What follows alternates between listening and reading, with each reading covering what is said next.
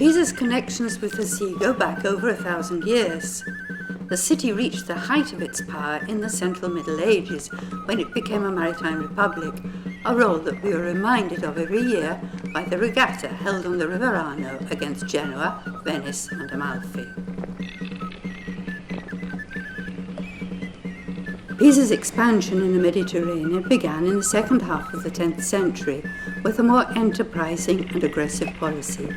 Pisa rapidly became a great maritime power, in the forefront in defending the Tyrrhenian and western Mediterranean coasts from attacks by Muslims from North Africa and the Tyrrhenian Islands. The city also mounted counter-offensive expeditions against the most important bases.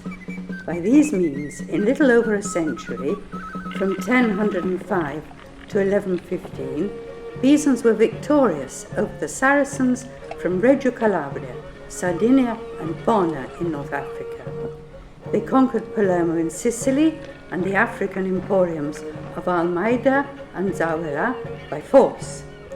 In 1098 they took part in the First Crusade to free Jerusalem, and lastly, in 1115, after a 2-year siege, Majorca was taken by force and the expedition to the Balearic Islands concluded with a victory. This closed the phase of Pisa's military ventures, and the diplomatic negotiations and trading agreements that were to be crucial in her artistic and cultural achievements began. Inscriptions on the city's most important monuments and epic poems perpetuated the memory of these endeavours for posterity and created the identity and image of Pisans that spread beyond their bounds. The cathedral, a monument built for both religious and civil use, was the most important place for displaying Pisa's fame and power to the world. Its walls were decorated with many-coloured rhombs of Arabic inspiration, and fragments from Roman buildings were inserted into them to underline the greatness of Pisa, seen as another Rome. Placed on the topmost ridge of the roof was a splendid bronze griffin, the work of Islamic craftsmen, now on display in the Museo dell'Opera. It's replaced by a copy on the roof. And a number of inscriptions in verse of considerable historical and literary interest were built into the cathedral front, directly in sight of travellers entering the city from the north along the Via Aurelia. The first inscription, carved into a large slab of marble from Luni and framed in darker stone, is in the first dead arch on the left beneath the sarcophagus of Busquetto, the architect who built the cathedral. The city's pride in its victories is clear from the introduction that precedes the tale of the facts. It is truly a hymn to the greatness of Pisa and her accomplishments, so glorious that they cannot be expressed by any human endeavour whatever. Those who struggle to praise thee, O Pisa, according to thy worth, do their utmost to capture what you deserve in praise. O illustrious city, in praising you, this praise must suffice, that none are able to speak of you as highly as you deserve. The undeniable, nay, propitious success of your deeds has given you a standing of excellence above all other places.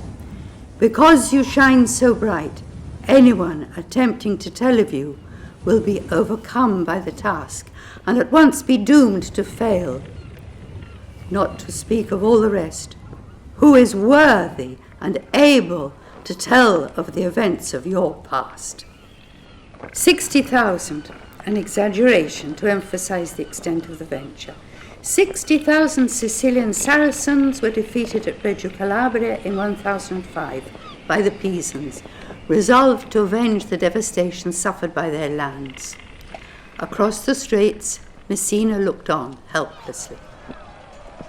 In the year of incarnation, 10,006, 60,000 Sicilians, overcome by strength, while they want to prevail, fall defeated, because the people of Sicily, wishing to destroy your name, came to ravage your territory.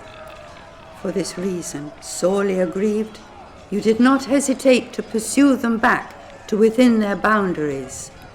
Messina is witness to your deeds, she who in grief saw them all die.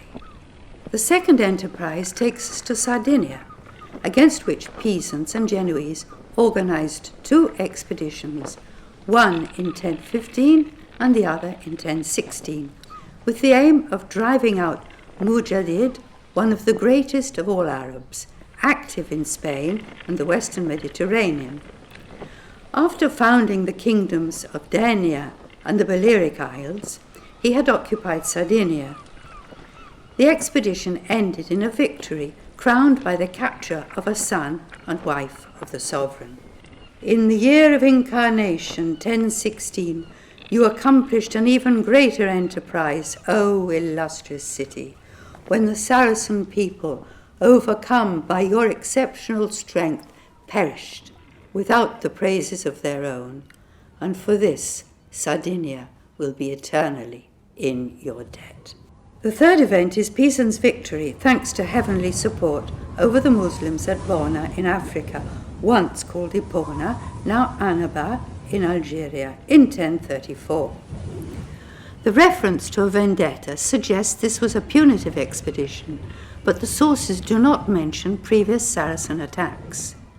In the year of incarnation, 1034, the third part of the world, Africa, saw your symbols of triumph, yours, who were guided by the King of Heaven. In fact, claiming your revenge by right, the city of Bona was won, taken by your strength. Lastly, in the upper right-hand corner of the plaque, there is a short inscription celebrating the beauty of the cathedral. How well, how splendidly it rises not far from the city, ascribing the merits of its construction to the citizens at the time when Guido da Pavia was bishop, famed by the king and even by the Pope. There's a marble plaque, outstanding in elegance and the importance of its message, under the next dead arch on the left of the main door.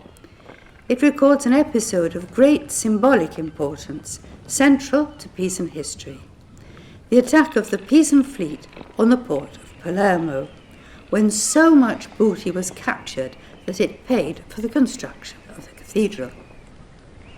This took place 1,063 years after the birth of Christ, that is, in 1064, when Pisans, invincible warriors, began building the cathedral. This was the year of the incursion, celebrated in the inscription.